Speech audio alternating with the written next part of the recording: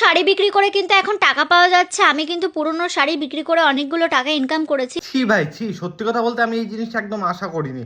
কারণ টিয়াবতী social media থেকে income করছে, তারপরেও দেখো পুরানো শাড়ি বিক্রি করে আবার ইনকাম করছে। মানে এরা এত টাকা যে কোথায় রাখবে আমি তো সেটাই বুঝি না। বলছি লাস্ট পজিশনে বাড়ির যত শাড়ি ছিল সেই সমস্ত শাড়িগুলো বিক্রি করে দিচ্ছে।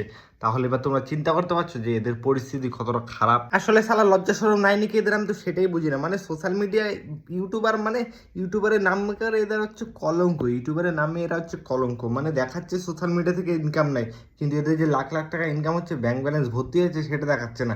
আবার এদের থেকে দেখাচ্ছে শাড়ি বিক্রি করছে, পুরান শাড়ি।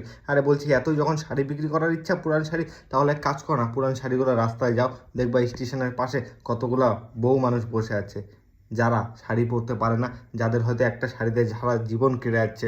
আরে বলছি তাদেরকে যাও না, একটা দুটো শাড়ি দাও, দেখবা মনে কতটা শান্তি পাবে।